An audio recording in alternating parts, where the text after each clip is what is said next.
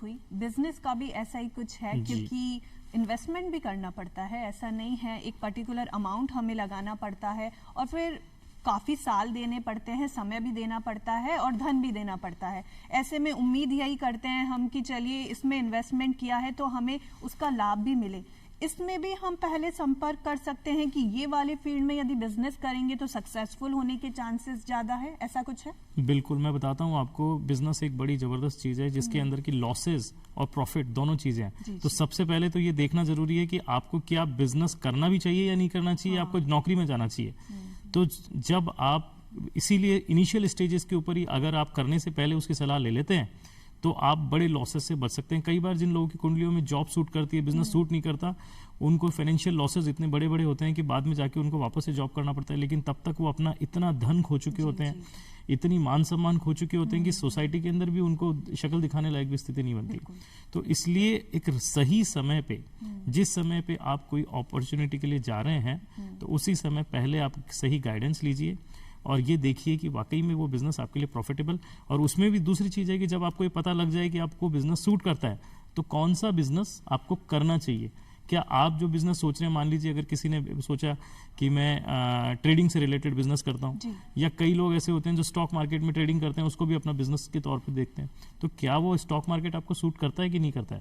क्या अगर आप ट्रेडिंग कर रहे हैं तो वो सूट करता है नहीं करता है? क्या आप जो है किसी होटल बिजनेस में जा रहे हैं या टूरिज्म बिजनेस में जा रहे हैं तो वो आपको सूट करता है नहीं करता? अगर वो सूट नहीं करता है तो आपके समय पे, चाहे आप कितनी भी आपकी रेफरेंसेस हों, चाहे आपका कितना भी गुडविल हो, उसके बावजूद भी आपको उस पर्टिकुलर फील्ड के अंदर असफलता हाथ लगने के बहुत ज्यादा चांसेस रहते हैं। ठीक है, तो जैसे हम अपने परिवार के बड़े बुजुर्गों से गाइडेंस लेते हैं, इसी तरीके से हमें लगता है कि हमें देखना चाहिए कि हमारी कुंडली क्या कहती है, हमारे ग्रह नक्षत्र क्या कहते हैं, हमारा इंटरेस्ट क्या कहता है, और ये सारी चीजों को जोड़ करके, देख करके और फिर इन चीजों का चुनाव करना चाहिए। बिल्कुल, एकदम सही बात है। ओवरऑल सिचुएशन देखना बहुत आवश्यक है। कुंडली अपने आप में बहुत मायने रखती है, उसके साथ साथ में आपके पारिवारिक वातावरण का भी बहुत माहौल का फर्क पड़ता है। तो सभी चीजों का सामंजस्य बैठाते हुए जो है आपको आगे बढ़ना चाहिए। हो सकता है कि एस्ट्रोलॉजर आपको कह दे कि आपको ये वाले फील्ड में जाना चाहिए, पर आपके पास में कोई रेफरेंस, कोई सोर्स ही नहीं है उस फील्ड का।